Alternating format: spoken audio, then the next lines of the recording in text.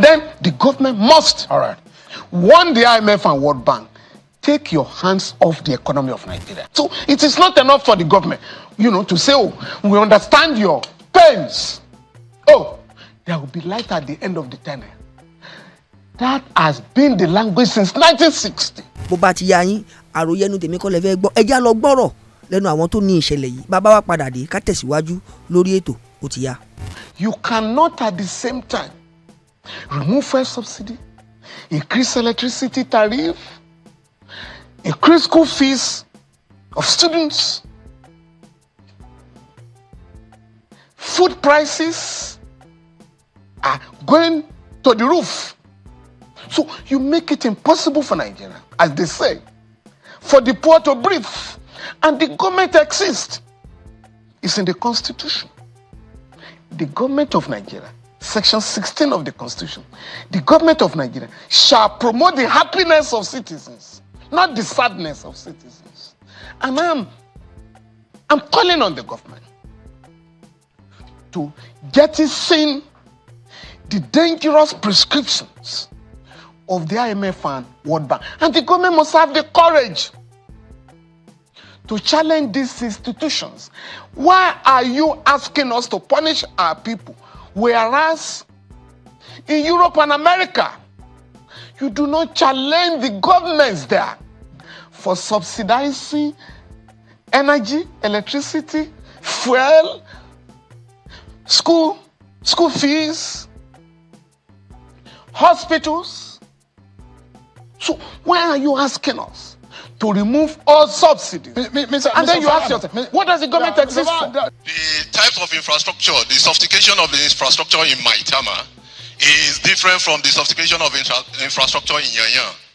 And the people living in areas like Maitama, Azokoro, and so on, Ikoyi of this world, they are richer than other people, and they have heavy energy consuming appliances.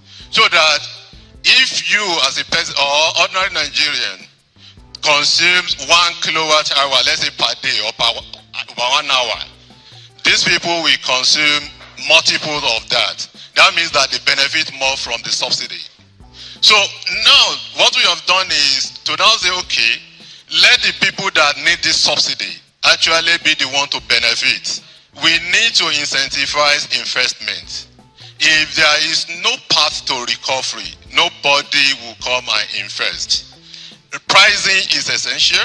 It may be painful at the beginning, but it will definitely be beneficial. Well, I think the gentleman is parroting the arguments of the Minister of Power, Mr. Adelabu, about these people in Maitama or Ikoyi or, Victoria Land, Asokoro, and so on and so forth. For me, these are rather diversionary arguments.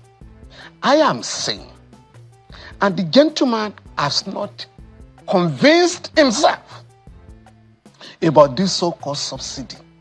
And this government must come out, and convince Nigerians that indeed there exists electricity subsidy. But what I am saying is that what they are calling subsidy is an attempt to justify the increases in tariff. And between 2013 and now, we've had almost 10 increases. Every time it is the same argument. Oh, we need to increase tariff for efficiency. Again, where is efficiency today? Or they say, oh, some people have 20 hours a day. And you ask yourself, how many people have 20 hours enjoying uninterrupted electricity for 20 hours in Nigeria? So when they are talking of subsidy, the government must prove it. Number two, this thing about, we're talking of 220 million people. Only 12 million, according to them, have access to electricity. So over 200 million Nigerians have no access to electricity. And among the 12 million, you are talking of discrimination. You are justifying discrimination. And what we are saying is That is not the way to go. The way to go is to come out clean and let Nigerians know there are alternatives that can make this country self-sufficient in electricity generation, in electricity distribution. But we must address the problem. But when the government is bringing its cash from under the table every 6 months or every year, we want to get, in this country, we were once told that a bottle of Coke was more expensive than a liter of petrol. And such arguments were meant to deceive our people. Why are we not generating enough electricity like other countries? And that is the bottom line. So once we do that, and your law says you can only increase electricity tariff if there is efficiency in the sector. And we are saying that efficiency is not there. Therefore, under your own law, there is no basis for the increase. But if you now want to increase, again, the law says you must invite all consumers and stakeholders to make representation. Unless you amend the law, you cannot operate outside the law and expect everybody to clap for you. No, it is not done that way. So when you have these arguments about, it's only going to affect a few people. Does the country exist for a few people? It's just farcical to see that we had a subsidy when we didn't have enough power. And we're selling that power to countries to generate income. Doesn't make sense. 230 million people here need that power. And the only way you're going to do it is to take your agbada off, sit down and decide you are going to focus on generating power, embedding power. The grid is down. It's 4,000. Siemens is coming to augment that to 10,000. Still not going to do much. Embed power into the states, into the areas where you need, using renewable. Nigeria is full of renewable methods. Use them. And then use that to reduce the, it's a supply and demand issue. The dependence on the grid. The grid is not going to save Nigeria. Innovation, forward thinking, implementation of global best practices will change. The solutions are here. And I have taken you back to 2007, 2012. And I'm saying, as soon as the guys who bought the electricity company in 2013, as soon as they bought those companies, they removed all the workers who had the knowledge to run them, who had made it possible for that sector to be self-sufficient to the extent that government was no longer giving any subvention. And so what did they do? They now engage new hands who had no idea on how to run the sector. And what has worsened the case today is that the government has repossessed, or rather taken back, through the AMCON, they've taken back because these costs are owing. Their debts cannot be paid, or they cannot pay their debts. So the government are taking them back. And I'm suggesting, since electricity has now been decentralized, let the state governments in each of the geopolitical zone in the country collaborate to manage, buy from the government, the discourse in their region, manage them, invest in them. In Abia, an individual, Dr. Naji, had just built a power plant for the people of Abia State. Now, for less than $1 billion. Now, we were told, this government, the previous government said, we're going to probe the $16 billion wasted by the Obasanjo regime on electricity. At the end of the day, nothing happened. This country had spent not less than $50 billion to generate darkness in the country. Whereas Egypt, I think in 2010 or thereabout, within 2 years, built, I think Egypt was able to generate 14,000 megawatts for $9 billion.